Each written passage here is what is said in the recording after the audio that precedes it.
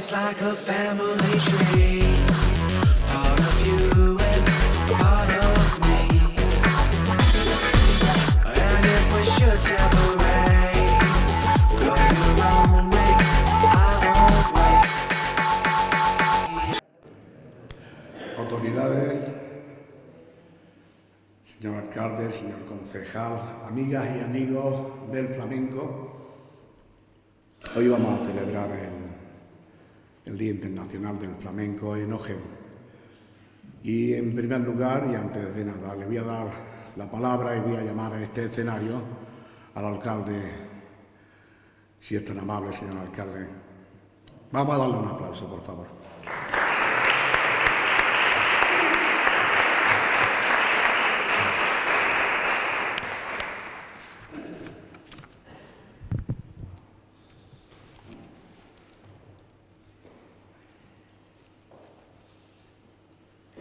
Alcalde de Istán, amigos, señores concejales y concejalas, vecinos, vecinas, amigos todos. Bienvenidos hoy a este acto en el que seguimos reconociendo al Festival al Flamenco. Como sabéis, digo seguimos porque esta mañana hemos tenido aquí los niños del colegio a través del AMPA y el Consejo Escolar haciendo un evento pues bastante emotivo de los propios niños del colegio, en el que los propios niños tocaban y actuaban y ellos mismos eran también los que se estaban ahí en las sillas viendo. Así que ha sido un evento muy emotivo, muy bonito y que es símbolo para fomentar el flamenco también en el colegio, en los jóvenes, que es una apuesta de nuestra cultura para el futuro. Hoy es 16 de noviembre, todos sabéis que es el Día Internacional del Flamenco. Fue el 16 de noviembre del 2010 en Nairobi, en Kenia, cuando el flamenco obtuvo el máximo reconocimiento internacional por parte de la UNESCO como manifestación cultural de carácter universal, aunque tengo que decir que con raíces totalmente andaluzas. No todas las regiones del mundo tienen el orgullo de contar y de ofrecer una cultura como la nuestra. Por eso, las Naciones Unidas subrayó la gran importancia que para Andalucía supone contar con una cultura musical propia que traspasa todas las fronteras. De igual modo, se destacó la doble vertiente que tiene el flamenco, donde además de ser una creación popular, es una actividad profesional basada en una disciplina artística exigente y completa, muy representativa en teatros en todo el mundo. En el transcurso de los tiempos, el flamenco ha pasado por varios estados hasta llegar al momento actual. El momento actual, el cual tiene gran difusión y reconocimiento tanto nacional como internacional. La candidatura para la declaración como Patrimonio de la Humanidad fue presentada en el 2009 por la Junta de Andalucía.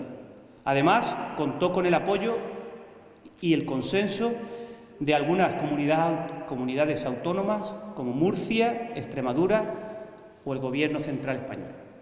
Para su candidatura, a comienzos del 2010, se puso en marcha la campaña Flamenco Hoy, que llegó a promocionarse en ciudades como Madrid, como Barcelona o en festivales internacionales como el de Mont-de-Marsan de Francia e incluso en la Exposición Universal de Shanghái en China. La campaña obtuvo casi 65.000 apoyos procedentes de más de 70 países. El reconocimiento del flamenco como patrimonio de la humanidad, que en el día de hoy se resalta como la declaración del Día del Flamenco, vino así a respaldar un sentimiento compartido por miles de aficionados tanto de nuestro país como del resto del mundo, además de la labor de la Junta por estimular, difundir y proteger este arte nuestro que es el flamenco. Esta labor tuvo un gran impulso hace más de 2 décadas con la creación del Centro Andaluz del Flamenco, donde se puede observar el mayor conjunto documental sobre este arte en todo el mundo. Cuenta con más de 320.000 archivos desde sus orígenes hasta nuestros días. Este centro depende del Instituto Andaluz del Flamenco, de la Junta de Andalucía, entidad encargada de coordinar y dirigir las políticas de la Junta de Andalucía en materia de flamenco. El flamenco, un arte basado en el cante, en el toque y en el baile, surgió de la mezcla de las culturas que convivieron en Andalucía a partir del siglo XV. Desde entonces, sus estilos y particularidades se han transmitido en su mayor parte oralmente, generación tras generación. Artistas de la talla de Camarón de la Isla, Paco de Lucía, Enrique Morente, Antonio Canales o Sara Varas han consolidado el arte del flamenco más allá de nuestras fronteras. Y hoy su estudio levanta muchas pasiones, y hoy en la radio lo decíamos con Concha Montes y con el presidente de la Asociación de Peñas de Málaga, que se disculpa por no poder estar aquí porque también está en un acto en Diputación en Málaga. Digo que ese estudio levanta pasiones tanto en Asia como en Latinoamérica. El cante del flamenco se interpreta en solo y normalmente sentado. Este arte expresa toda una gama de sentimientos y estados de ánimo: pena, alegría, tragedia, temor, mediante palabras sinceras y expresivas, caracterizadas por su concisión y sencillez. El baile del flamenco expresa también toda una serie de emociones que van desde la alegría hasta la tristeza. Su interpretación y técnica es diferente según quien la interprete. Si es el hombre, el baile recurrirá a más fuerza, recurriendo sobre todo a los pies. Y si es una mujer quien lo baila, los movimientos serán aún más sensuales. Todo ello es acompañado al toque de la guitarra flamenca, además de otros instrumentos como son las castañuelas, como todos sabéis, o también las palmas o los taconazos. El flamenco se interpreta con motivo de la celebración de festividades religiosas, fiestas privadas o rituales. Es un signo de identidad de numerosos grupos y de numerosas comunidades. La transición del flamenco hasta nuestros días se ha efectuado en senos de dinastías de artistas, familias, peñas de flamenco y de agrupaciones sociales. Son estos grupos los que han desempeñado un papel importante en la preservación y en la difusión hasta el día de hoy de nuestro arte, de nuestra cultura, que es el flamenco. El flamenco es como Andalucía misma, una tierra que encuentra su razón de ser en la diversidad, un lugar donde conviven multitud de puntos de vista y donde todos sus habitantes son conscientes de que eso les enriquece y le diferencia entre otros pueblos. Como en años anteriores, el Ayuntamiento de Ojén quiere celebrar esta fecha con todos nuestros vecinos, organizando este día, organizando diversas actividades en la cual hoy nos encontramos.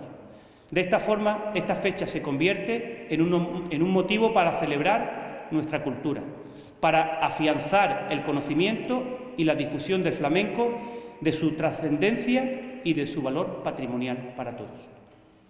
Como sabéis, para este municipio el flamenco va arraigado ya a nuestra cultura y tradiciones, con un festival flamenco Castillo del Cante de los mejores que se organizan hoy el día en el mundo. A la apuesta que ha hecho, esa es la apuesta que ha hecho este ayuntamiento por ampliar este festival, como sabéis, ampliándolo en unos pocos días antes del festival con las previas para el festival. Hoy es una prueba más de la apuesta que este ayuntamiento hace por esta nuestra cultura, como digo, que es el flamenco en mayúsculas.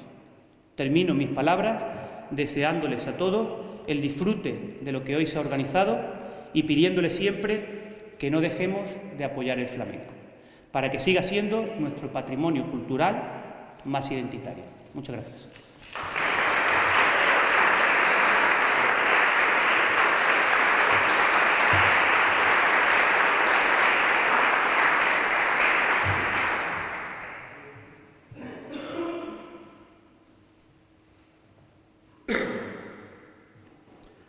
Bueno, y tras las palabras tan acertadas y certeras del señor alcalde, llamamos ahora aquí a este escenario a Diego Santos, concejal de Cultura, director del festival, y un aplauso para él.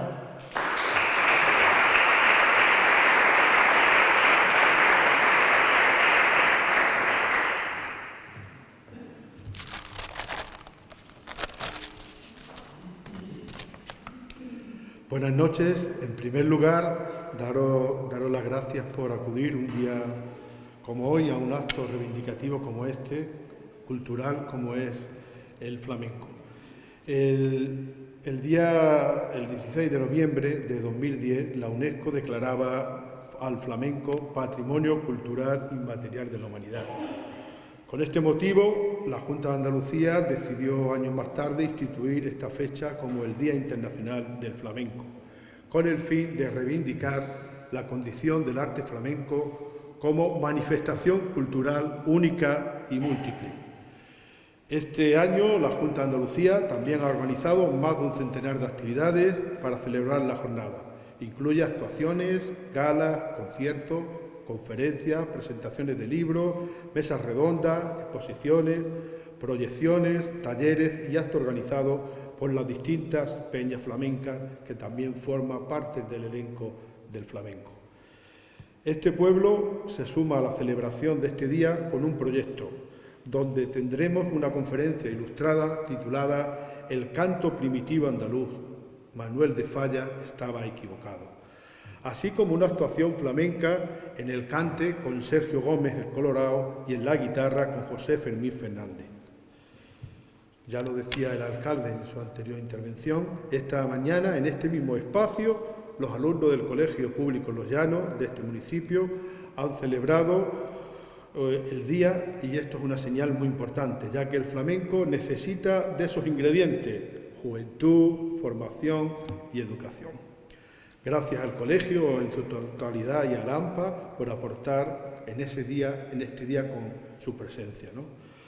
Para dar paso a este evento, antes os voy a leer un preámbulo que escribió hace unos años el conferenciante de este proyecto, el flamencólogo Paco Vargas, y que decía: del flamenco, como de cualquier manifestación cultural, se puede aprender todo. Pasar de puntillas por él o simplemente dejar que sean otros los que después vengan a enseñarlo. Todo depende de la voluntad y de las ganas de trabajar y del sentimiento que tengamos hacia las cosas de nuestra tierra. Así de sencillo y así de complicado. Pero quizás la pregunta habría que plantearla hacia afuera. ¿Qué podemos enseñar del flamenco? ¿Cómo podemos enseñar flamenco? Y propongo plantear la pregunta de esta manera porque se supone que, como andaluces, deberíamos tener interiorizada la idea, la necesidad de lo imprescindible de mostrar a nuestros niños, a nuestras niñas y también a los adultos y a todo el mundo aquellas señas específicamente nuestras que nos distingue y nos conforma como pueblo y como tierra, dentro del contexto más universal a que toda la cultura que se aprecie pudiera aspirar. El flamenco, por sus propias características, forma parte ineludible de la sociedad andaluza desde hace 2 siglos. A través de él podemos conocer ciertas bases antropológicas que nos ayuden a mejorar el conocimiento de la realidad andaluza de ahora y de antes, como también nos puede ayudar a conocer de alguna manera el tejido social andaluz, sus condiciones económicas y hasta políticas, así como acercarnos a ciertas realidades literarias y musicales. y, desde luego, a sentir y a vivir como somos sin que por ello tengamos que escondernos ni sentirnos ridículos. Son parte de nuestro concepto más lúdico, formar formas de vida y de expresión de sentimientos que, sin duda alguna, son únicos en la realidad geográfica y político-social más próxima. Basta, pues, de argumentos que nos sirvan de excusa. Encaremos la cuestión de frente y dispongamos a la aventura de aprender y de enseñar, siempre apasionante, el arte del flamenco, que además nos resultará divertido. Muchas gracias.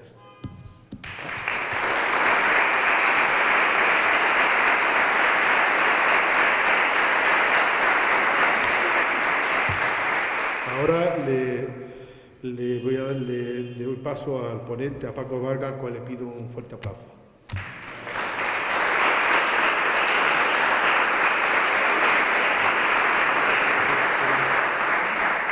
Bueno, pues de lo que pretendo hablar esta tarde es del concurso de 1922, celebrado los días 13 y 14 de junio en el patio de los Alquiles de la Loma. Aunque inicialmente estaba previsto que se hiciera en la plaza de San Nicolás en el Albaicín,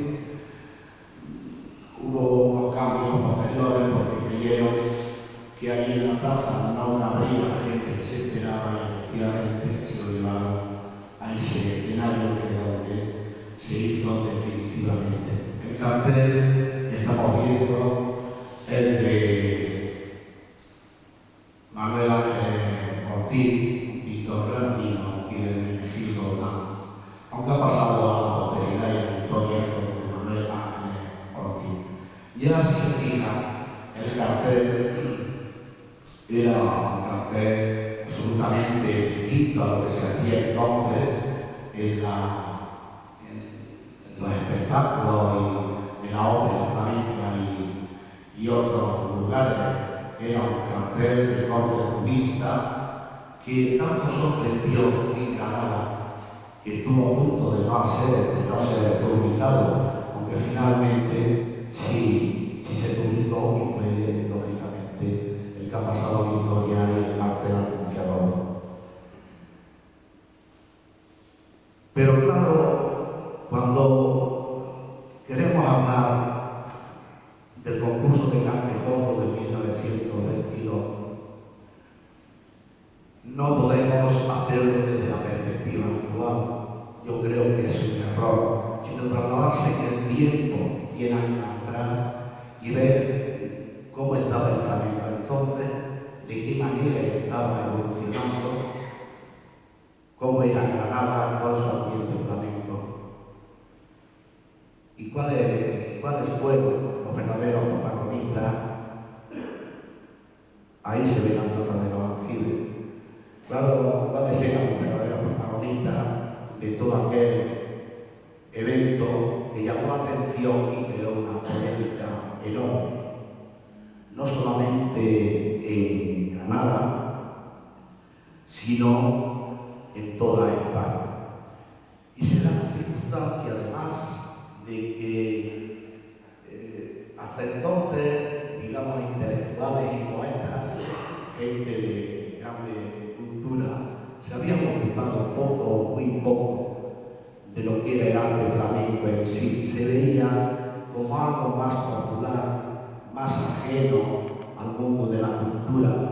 Y vemos los dos verdaderos hacedores del concurso, que fue Manuel de Falla a la izquierda y Federico García Lorca de luego María.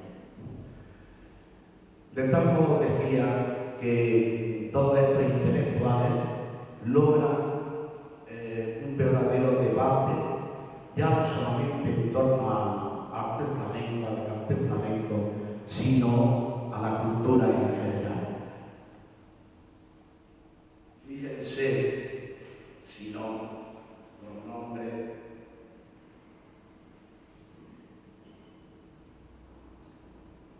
que aparecen entre los que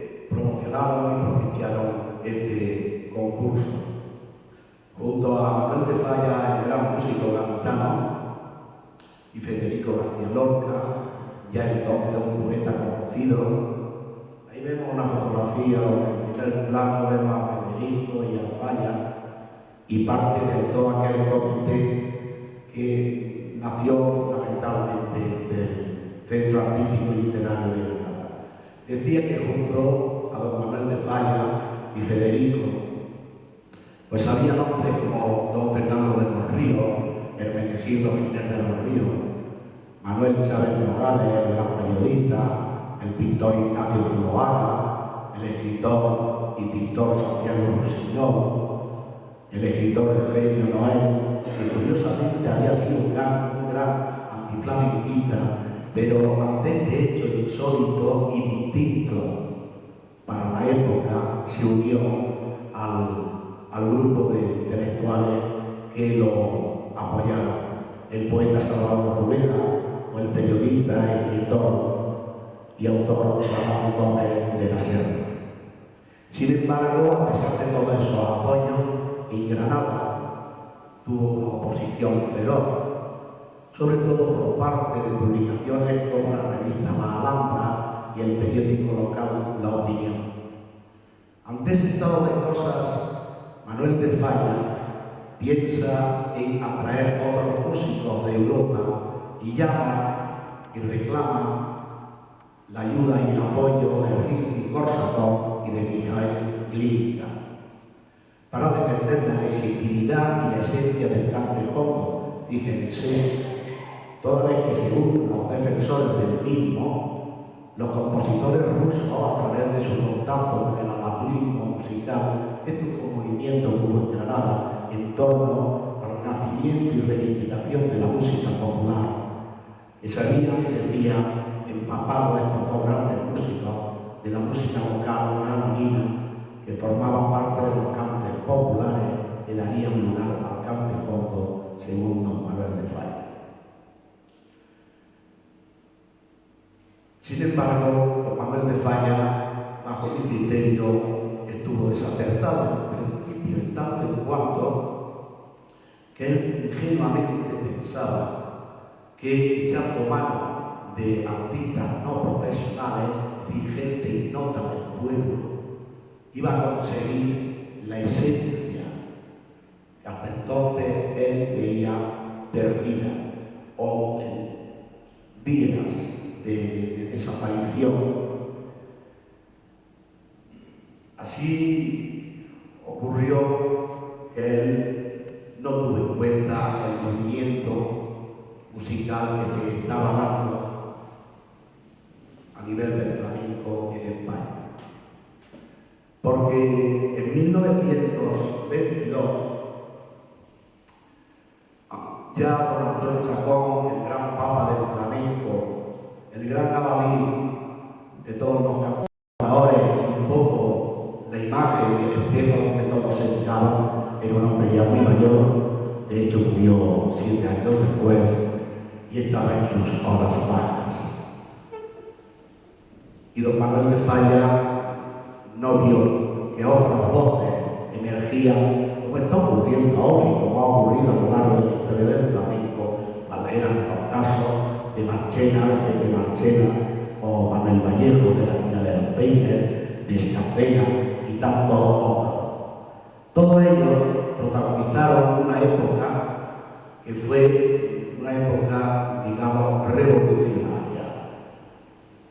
Y si no queremos exagerar, que sí de una gran evolución en el flamenco que fue la ópera flamenca. Ópera flamenca cuyo nombre no obedece a que quisiera ser pretencioso ni tuviera nada que ver con la música clásica, con la ópera, no. Esto se lo inventó, así de sencillo, un empresario llamado Beltrines, que él pensaba que llamándole ópera flamenca le iba a dar una pátina de grandeza al flamenco hasta entonces no bien mirado, para que nos vamos a engañar.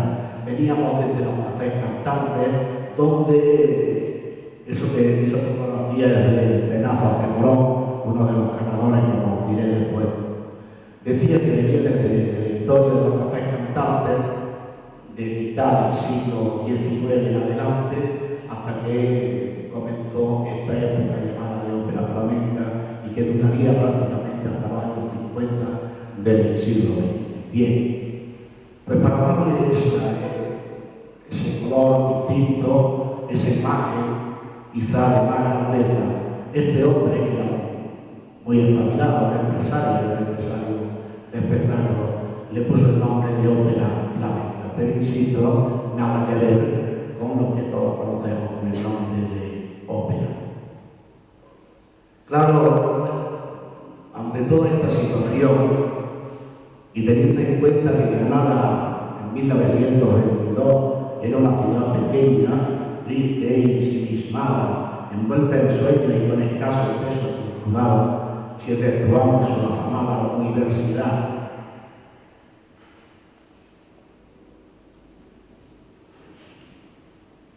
no podía Granada despojarse de ese provincialismo que la asfixiaba y la asolaba día a día. No era Granada una ciudad moderna ni estaba en el mapa de los centros culturales o de poder. No obstante todo eso que he dicho, y le pudiera dar una imagen de una Granada cateta, llena de analfabetos o de escasa cultura muy poca, había un rescoldo cultural y una vida literaria que se reunía fundamentalmente en el centro artístico y literario organizador, a la postre del concurso, en la tertulia del Rinconcillo, que estaba en el Café Alameda, o en la taberna del Polinario. La taberna del Polinario era un lugar curioso en la Alhambra, cuyo dueño Antonio Barrio fue padre del gran guitarrista clásico Ángel Barrio. Pues bien, aquel colmado, pues eso era un colmado donde no se podía comer y beber. Allí se juntaban todo este grupo de intelectuales que antes he citado para discutir, para comer, beber y cantar y recitar lo más granado del mundo poético de aquel tiempo. Y seguramente en una de aquellas reuniones nació la idea inicial de organizar un concurso de cantejondo, que según Falla, que era el verdadero ideólogo de todo el movimiento, era el resultado artístico del canto primitivo andaluz. Él entendía por canto primitivo andaluz lo que hoy llamaríamos lo puro, la esencia. Pero claro, es muy probable que la idea de un gran músico gaditano, que apenas llevaba 2 años viviendo en Granada, no fuera acogida con gran entusiasmo en la ciudad. Pues sabiéndoles que Granada entonces era una ciudad conservadora y poco dada a emprender aventuras culturales y menos traídas por alguien de fuera.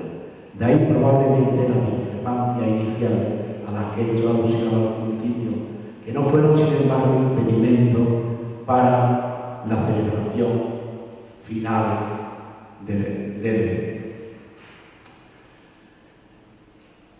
Pero Granada tampoco era, en el aspecto flamenco, un centro de referencia, al contrario que Madrid o Sevilla. Si efectuamos el Sacromonte y algunos cafés cantantes, como el Café Suizo, el Café Granadino, el Café de Cuellar o el Café del Callejón, no era una plaza de primera para los artistas de la época, aunque encontremos nombres de Granada no tenía cantadores de fama fuera de sus fronteras, y sus bailes y cantes, su música flamenca, nacían y se desarrollaban principal y esencialmente en los espectáculos conocidos como la Zambra, organizados y protagonizados por los gitanos del Sacromonte. El barrio más afamado, entonces como ahora, el barrio querido por los viajeros románticos de ayer y de ahora. Así las cosas, cuando Manuel de Falla pensó en organizar el concurso de cantejondo, canto primitivo andaluz, porque pensaba que el que se encontraba en trance de desaparición, tal facultad no percibió el de su ingenuidad y de conocimiento objetivo el cambio estético en el que antes se estaba produciendo. Sin embargo, cuando se dieron cuenta, el error ya era grande. Excepto los artistas que formaban parte del jurado, compuesto por Antonio Chacón, que ejerció de presidente, el guitarrista clásico de Segovia, Antonio Ortega y Ayero Murín, del Centro Artístico, Amario Cuenca, Gregorio Abril y José López Rodríguez. Ningún cantador o guitarrista conocido apareció para competir en el certamen. Hay que señalar que Manuel Torres estuvo presente, pero no como concursante y en otra calidad, sino como asesor. Todo ello denunció el concurso, toda vez que las figuras de la época no fueron tenidas en cuenta y no participaron como tal. Realizado el concurso los días 13 y 14 de junio, con no poca polémica,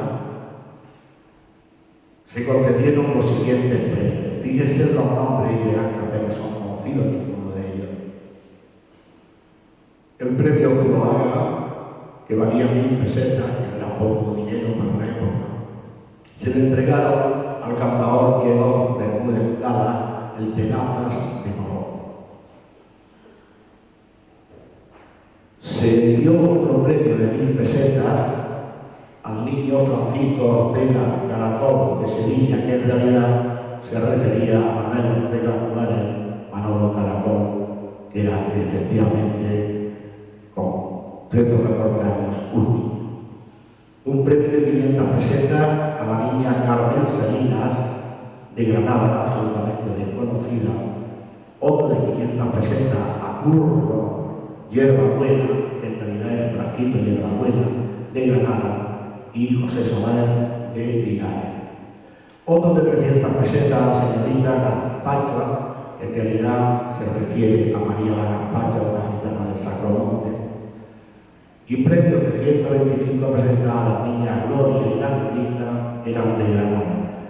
Se declararon desiertos otros premios, y los premios de guitarra fueron para José Cuellar de 500 pesetas y uno de 250 para el que luego sería un grandísimo guitarrista, el niño de Huelva, Manuel Gómez Vélez Manolo de Huelva. De todos ellos,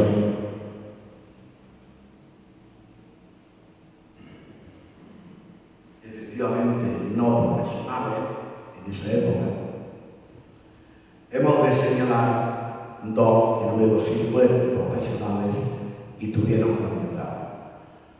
No tanto Diego Bermúdez Gala, el tenor de Morón, que vivió en Puente Genil hasta su muerte, que era un viejo cantador apenas escuchado en la afición, pero sí Manuel Ortega Juárez, que acabaría siendo Manolo Caracol, que era un niño que cantaba bien, pero al que no conocía apenas nadie, y que hubiera sido la figura que fue con o sin el premio obtenido, aunque ganaron que supusiera sin duda un primer empujón. El triunfo de ambos fue un reflejo nítido de la contradicción intrínseca en el propio concurso, y el hecho de que no fueran profesionales, entre comillas, no pasa de ser una anécdota, pues nada más alzarse con el premio dejaron el campo aficionado para meterse de lleno en el profesional, cantando allí donde se requería, incluso grabando discos. Quizás si el concurso no hubiéramos conocido nunca cómo cantaba el veterano e ignoto cantador de Morón, el Tenazas, y su enseñanza aprendida de Silverio Franconetti. Pero el destino de Caracol, sin duda, estaba escrito.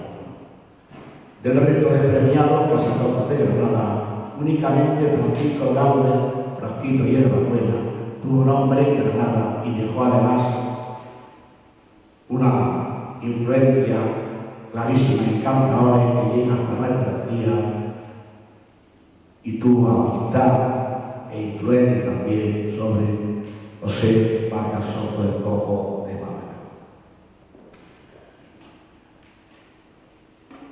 Pero de todos los aspectos de ese cartel que estamos viendo, que puedan tratarse sobre el concurso del 22, lo primero que llama la atención en el cartel de Manuel Álvarez Ortiz y Hermenegildo Lara, que como digo, llegó a ser boicoteado hasta el final público, es el título concurso de Campe Hondo y el subtítulo, entre paréntesis sobre todo, el que se puede leer Canto Primitivo Andaluz, que con toda intención se escribieron, porque lo que se reivindicaba era la esencia. Por eso no permitían las bases que se presentasen profesionales. Ingenuamente don Manuel de Falla pensaba que las voces ignoradas del pueblo encontraría el puente que reclamaba Federico García Lorca en las conferencias Arquitectura del Campe Hondo, leída en el Centro Artístico y Literario la noche del 19 de febrero de 1922, y Juego y Teoría del Puente, que sería leída en Buenos Aires y La Habana años más tarde. En este sentido, y refiriéndonos al poeta granadino, hemos de señalar que el poema del Campe Hondo fue publicado en 1921, mientras que el romancero gitano fue dado a conocer 7 años después. Y volviendo al canto popular andaluz, un desbordado Manuel de Falla escribió refiriéndose al Campe Hondo: y la orquesta más moderna sonaría del modo que suena de no haber existido la citada influencia. Se refiere a la influencia del canto primitivo andaluz. Y el pintor y escritor catalán Santiago Rusiñol, que apoyó el concurso desde su inicio, uniéndose a la opinión del músico gaditano, dijo: he oído cantar el Campe Hondo. Para mí el Campe Hondo es el canto primitivo popular cuando se depura el cante flamenco. Sin embargo, Falla y Rusiñol inciden en la cuestión popular, influido por la corriente artística e intelectual que otorga al folclore una importancia capital en el desarrollo de una corriente cultural o estética.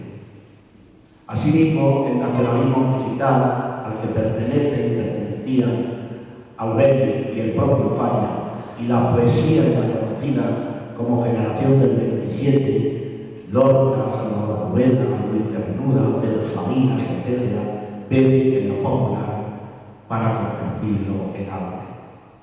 Esa influencia se dejó notar a la hora de redactar las bases, de definir el trazado flamenco del concurso y de conformar su estructura organizativa, pero contradictoriamente se otorgó más importancia a cantes como la soleá y la sevillina que a la granaína o la malagueña.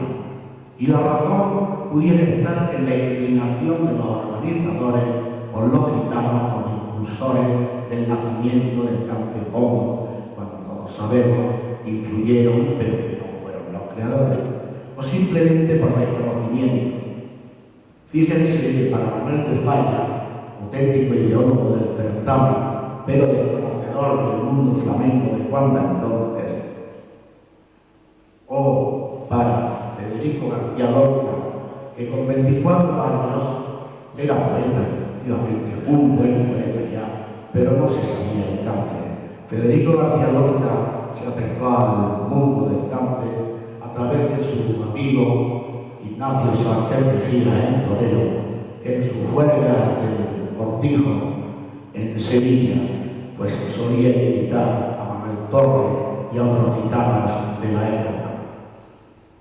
Pues bien, para ellos dos, para Manuel de Falla y Federico García Lorca, cantes como granaína, malagueña o garata eran menos cantes flamencos, de menor importancia sin duda, según los criterios que imperaban e intentaban imponer, que los considerados cantes grandes, de acuerdo con la desafortunada definición que llegaría después del concurso, consecuencia de la de la corriente gitanista que nacería con el triunfo de don Antonio Mayena en 1962, ganador del trofeo Vallanco del Cante, dotada con 100.000 pesetas en el concurso nacional de cante flamenco de Córdoba, que en su tercera edición volvía a cambiar de nombre, aunque estuvo siempre inspirado desde su nacimiento en 1956 en el concurso de cante de fondo de Granada. Total que, visto un siglo después, se podría concluir que el concurso fue un fracaso. Sin embargo, objetivamente, mirado desde cualquier ángulo, honestamente no se puede afirmar que fuera así únicamente porque el aspecto artístico no fuera el pretendido, que no lo fue. Por eso, decía que a la hora de analizar el concurso de cante fondo había que instalarse en los años 20 del siglo homónimo para tener una perspectiva más aproximada. E instalado en aquella época, hemos de decir que el concurso de cante fondo, canto primitivo andaluz, fue el comienzo de la modernidad en el flamenco. A partir de 1922, y más concretamente del concurso de cante fondo, el arte flamenco empieza a ser considerado hasta nuestros días. A partir de entonces, la relación entre el arte flamenco y otras artes, como la poesía, la pintura, la música clásica, es de respeto, de colaboración y de admiración.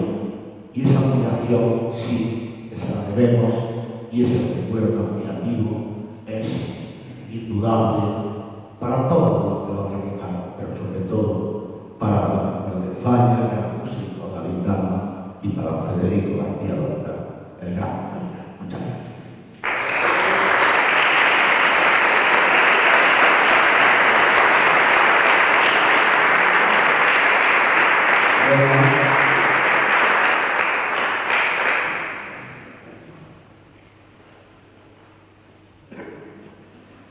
He venido con dos jóvenes artistas,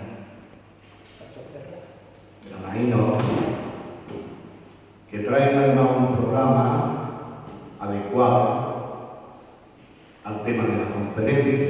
Se va a interpretar la caña de Esperanza, los fandangos de los Agustín, de Mayana Caspacha y Franquito y de la Buena, quizá con la introducción de la malagueña de Pedro Chacón, las soleares a volar al estilo de Coritos, de Pertejún y Morente, los tangos de Granada y un cante por Sevilla con el pregón de Novelo de Manuel Granada.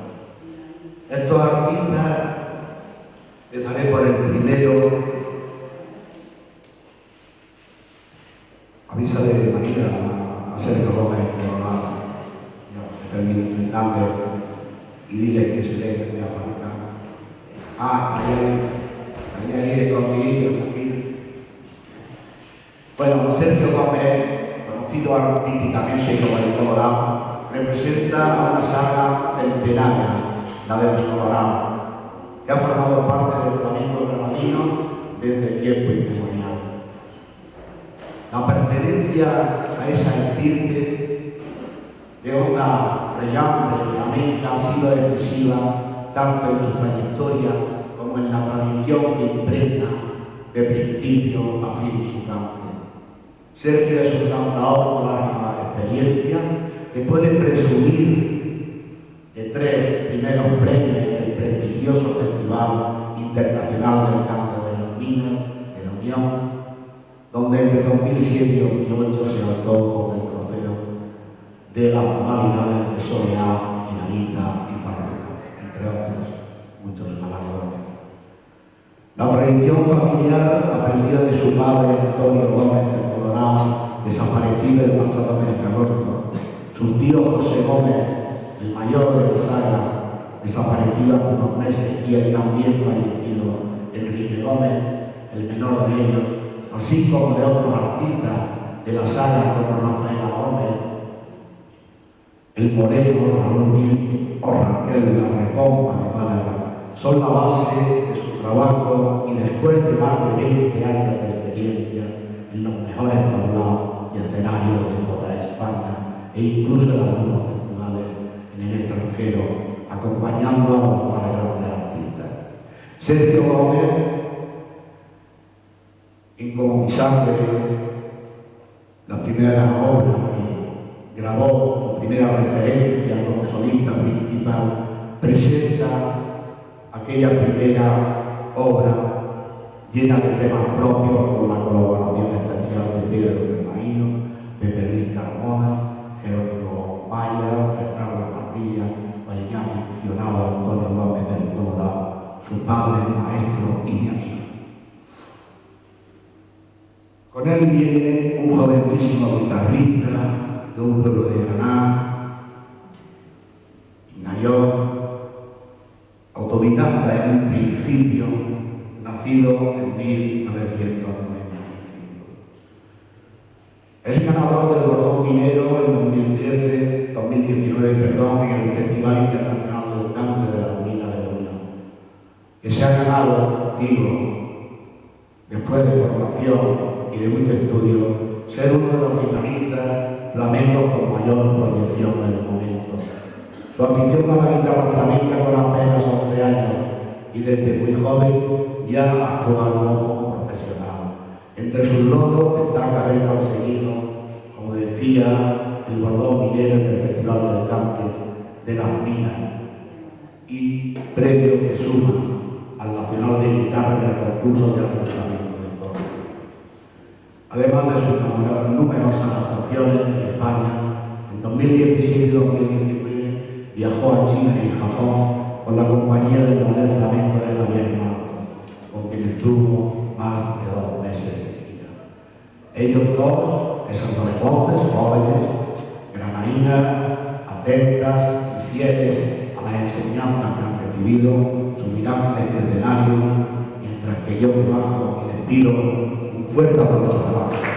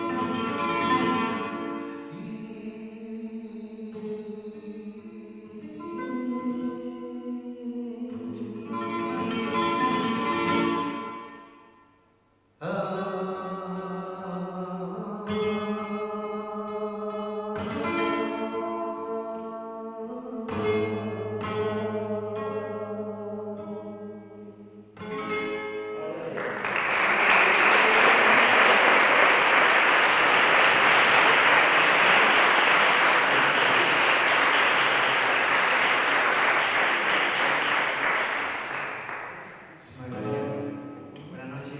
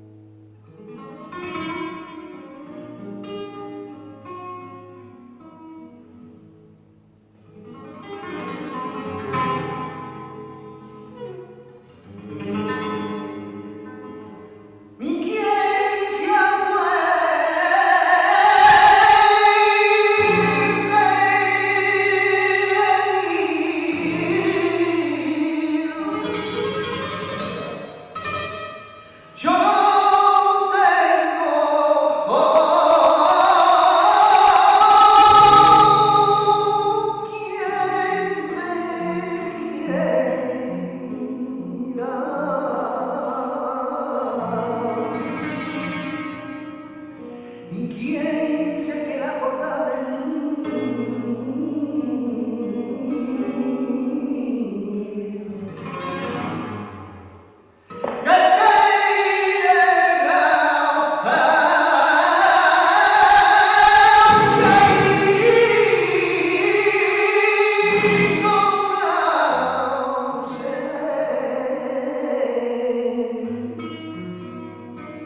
No me enseñé a vivir.